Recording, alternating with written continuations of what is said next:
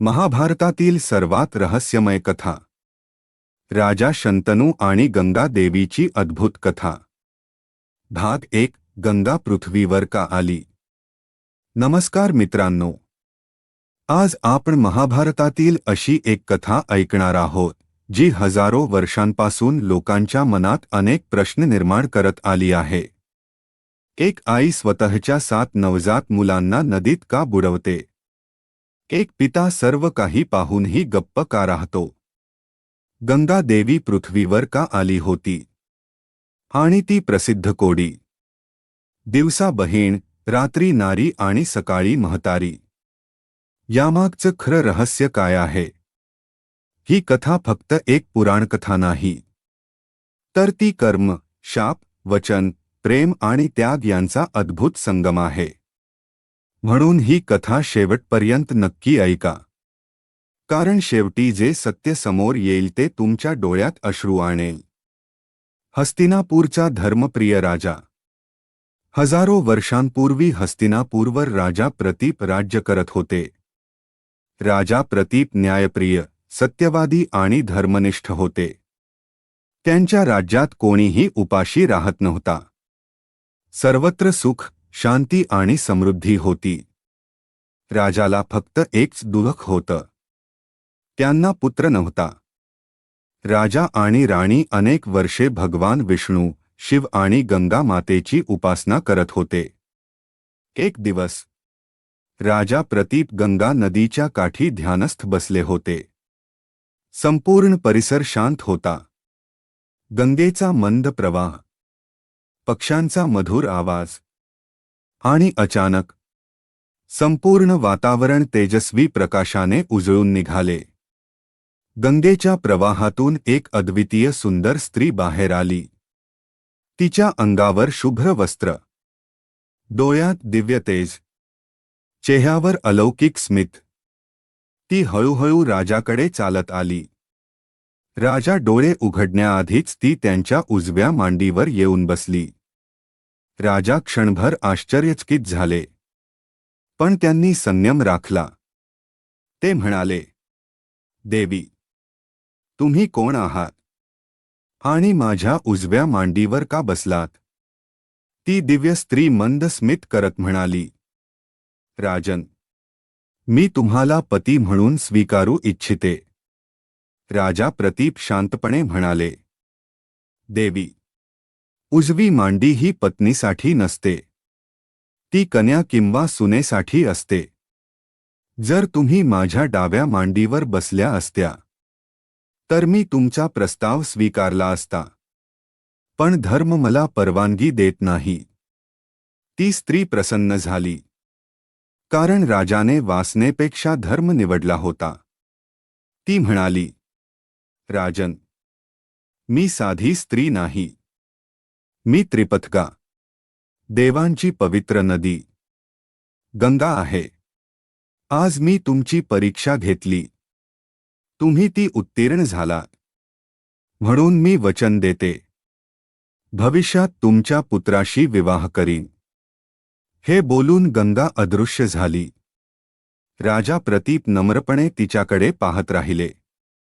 त्यांच्या मनात एकच विचार होता, देवाची इच्छा काहीतरी महान घडवणार आहे।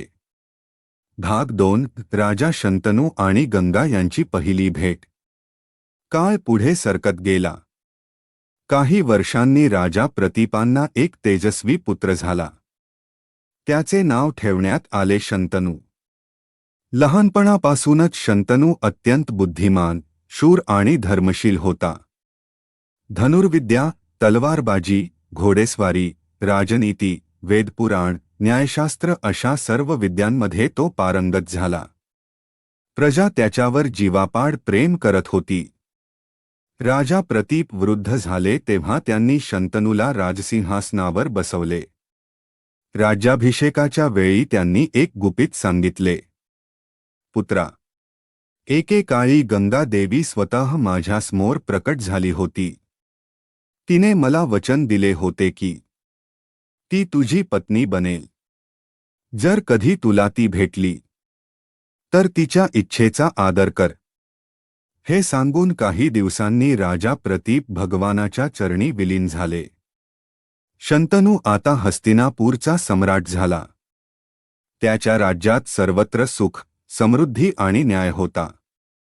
पण त्याच्या आयुष्यात एक रिकामेपण होतं. त्याला योग्य जीवनसाथी मिळाला नव्हता. गंगा किनाऱ्यावर घडलेली अद्भुत भेट. एक दिवस राजा शंतनू शिकारीसाठी जंगलात गेला.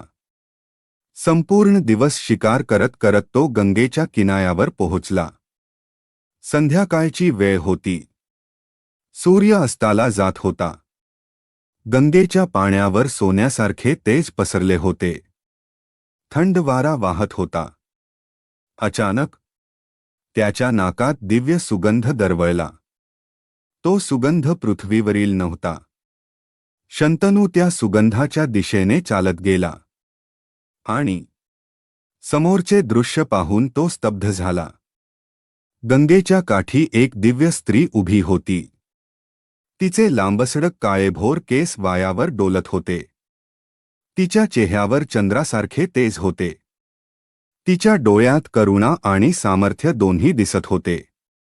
तिच्या पायाभोवती गंगेच्या लाटा जणू नमस्कार करत होत्या. क्षणभर शंतनूला वाटले, ही साधी स्त्री नाही, स्वर्गातील एखादी अप्सरा आहे. तो तिच्याजवळ गेला. नम्रपणे म्हणाला, देवी, तुम्ही कोण आहात? तुमचे रूप पाहून माझे मन तुमच्यात हरवून गेले आहे. जर तुम्हाला मान्य असेल तर माझ्याशी विवाह करा. ती दिव्य स्त्री काही क्षण शांत राहिली. तिने शंतनूकडे प्रेमाने पाहिले. मग मंद स्वरात म्हणाली, राजन, मी तुमच्याशी विवाह करीन, पण माझी एक अट आहे. शंतनू तत्काळ म्हणाला, तुमची कोणतीही अट मला मान्य आहे. ती म्हणाली, मी आयुष्यात जे काही करीन त्याबद्दल तुम्ही मला कधीही प्रश्न विचारायचा नाही. मला कधीही थांबवायचे नाही. माझ्या कोणत्याही कृतीवर शंका घ्यायची नाही. ज्या दिवशी तुम्ही माझ्या कृतीला विरोध कराल त्या क्षणी मी तुम्हाला सोडून निघून जाईन आणि पुन्हा कधीही परत येणार नाही. क्षणभर शंतनू विचारात पडला. ही अट अत्यंत विचित्र होती, पण तिच्या प्रेमात तो पूर्णपणे हरवला होता.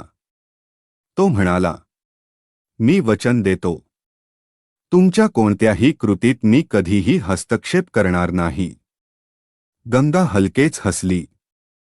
कारण नियतीने लिहिलेला महाभारताचा इतिहास आता सुरू झाला होता. दोघांचा अत्यंत वैभवशाली विवाह झाला.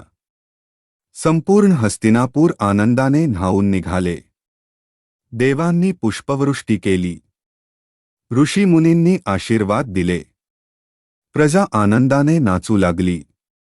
पण या आनंदामागे एक असे रहस्य दडले होते, ज्यामुळे काही वर्षांनी संपूर्ण हस्तिनापूर दुःखाच्या सागरात बुडणार होते. आणि राजा शंतनूच्या आयुष्यातील सर्वात मोठी परीक्षा सुरू होणार होती. भाग 3 7 पुत्रांचा जन्म आणि गंगेचे रहस्यमय कृत्य.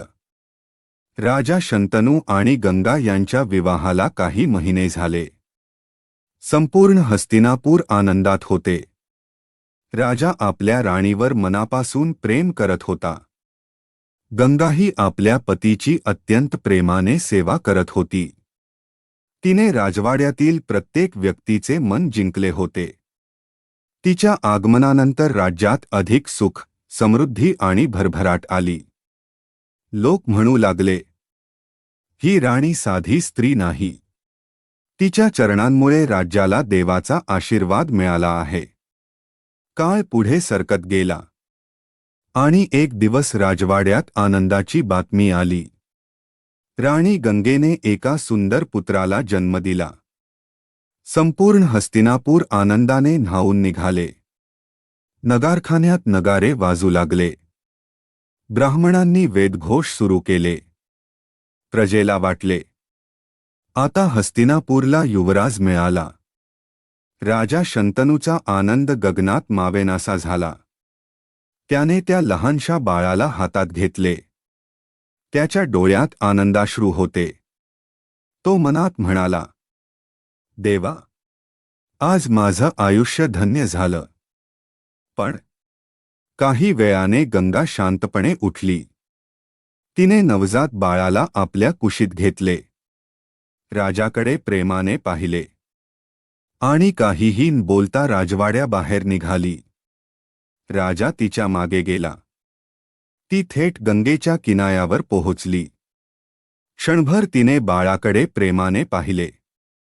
त्याच्या कपाळावर चुंबन घेतले आणि पुढच्याच क्षणी तिने त्या निष्पाप बाळाला गंगेच्या प्रवाहात सोडून दिले. बाळ एका क्षणात पाण्यात अदृश्य झाले. राजा शंतनूच्या पायाखालची जमीन सरकली. त्याच्या हृदयाचा ठोका चुकला. त्याला ओरडावेसे वाटले, गंगा, हे तू काय केलंस? पण त्याला आपल्या वचनाची आठवण झाली. त्याने ओठ घट्ट मिटले. डोळ्यातून अश्रू वाहू लागले. गंगा मात्र शांत होती. तिच्या चेहऱ्यावर ना दुःख होते ना आनंद. जणू ती एखादे दैवी कर्तव्य पूर्ण करत होती. राजा संपूर्ण रात्र झोपू शकला नाही. तो स्वतःलाच विचारत राहिला, एक आई स्वतःच्या बाळाला कसं मारू शकते? पण उत्तर नव्हते. दुसरा, तिसरा, चौथा पुत्र. काही महिन्यांनी गंगा पुन्हा गर्भवती झाली. पुन्हा एका पुत्राचा जन्म झाला. यावेळी राजाला वाटले, पहिल्यांदा जे घडलं ते पुन्हा घडणार नाही. पण गंगा पुन्हा त्या नवजात बालकाला घेऊन नदीकाठी गेली आणि पुन्हा त्याला गंगेच्या प्रवाहात समर्पित केले. राजा पुन्हा शांत राहिला. त्याचे हृदय तुटत होते, पण वचन त्याला बोलू देत नव्हते.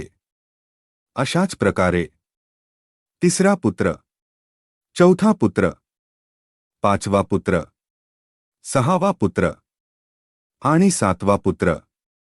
प्रत्येक वेळी तीच घटना घडत राहिली. प्रत्येक वेळी गंगा बाळाला नदीत सोडत होती आणि प्रत्येक वेळी राजा शंतनू स्वतःच्या डोळ्यांसमोर आपल्या लेकराला गमावत होता. राजाचा चेहरा दिवसेंदिवस खंगत चालला होता. त्याचे हास्य हरवले होते.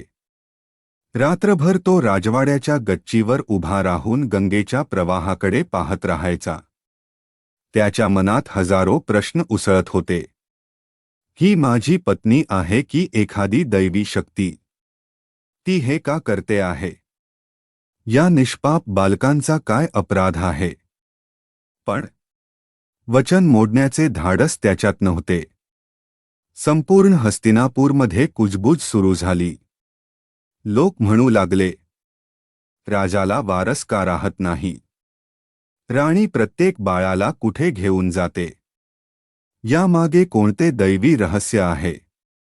पण सत्य फक्त गंगेला माहीत होते. आणि ते सत्य इतके विलक्षण होते की त्याचा संबंध थेट स्वर्गातील 8 वसू, महर्षी वसिष्ठांचा शाप आणि महाभारताच्या भविष्यातील इतिहासाशी जोडलेला होता. आता काळ जवळ आला होता, ज्या दिवशी राजा शंतनूचा संयम तुटणार होता आणि हजारो वर्षांपासून लपलेले रहस्य जगासमोर येणार होते. महाभारतातील सर्वात रहस्यमय कथा. भाग 4, अंतिम भाग. 8वा पुत्र, वसूंवरील शाप आणि भीष्म पितामहांचा जन्म. 7 पुत्रांना गंगेच्या प्रवाहात समर्पित केल्यानंतर राजा शंतनू पूर्णपणे खचून गेला होता. राजवाड्यात सर्वत्र शांतता होती. प्रजेच्या मनात अनेक प्रश्न होते, पण सत्य कोणालाच माहीत नव्हते. काळ पुढे सरकत गेला आणि पुन्हा एकदा गंगा देवीने एका तेजस्वी पुत्राला जन्म दिला. राजा शंतनूने त्या लहानशा बाळाकडे पाहिले. त्याच्या मनात आनंदापेक्षा भीती अधिक होती. त्याला ठाऊक होते, आता गंगा पुन्हा नदीकडे जाणार आणि पुन्हा एकदा त्याचे हृदय तुटणार. नेमके तसेच झाले. गंगा शांतपणे बाळाला घेऊन गंगेच्या किनाऱ्याकडे निघाली. यावेळी मात्र राजा शंतनू स्वतःला थांबवू शकला नाही. तो वेगाने तिच्या मागे धावत गेला. गंगेने नदीकडे पाऊल टाकताच राजा मोठ्याने ओरडला, "थांब गंगे, पुरे झाले. 7 पुत्रांना मी गमावले, पण आता या निरागस बालकाला मी मरू देणार नाही. तू आई आहेस की दगड? या निष्पाप बालकांचा काय अपराध आहे?" हे शब्द ऐकताच गंगा थांबली. तिच्या चेहऱ्यावर मंद स्मित उमटले. ती म्हणाली, "राजन, आज तुम्ही तुमचे वचन मोडले आहे. त्यामुळे आता माझी तुमच्यापासून दूर जाण्याची वेळ आली आहे." राजा शंतनूचे डोळे पाणावले. तो म्हणाला, "जाण्यापूर्वी एवढे तरी सांग, तू हे सर्व का केलेस?" गंगा देवी म्हणाली, "राजन, आज मी तुम्हाला ते रहस्य सांगते, जे आजपर्यंत कोणालाही माहीत नव्हते. स्वर्गात 8 वसू नावाचे दिव्य देव राहत होते. एकदा त्यांच्या पत्नींना महर्षी वसिष्ठ यांच्या आश्रमातील नंदिनी नावाची दिव्य कामधेनू गाय पाहून तिचा मोह झाला. त्यांनी ती गाय चोरण्याचा हट्ट धरला. पत्नींच्या आग्रहाखातर 8 वसूंनी ती गाय चोरली. महर्षी वसिष्ठांना हे समजताच त्यांना अत्यंत क्रोध आला.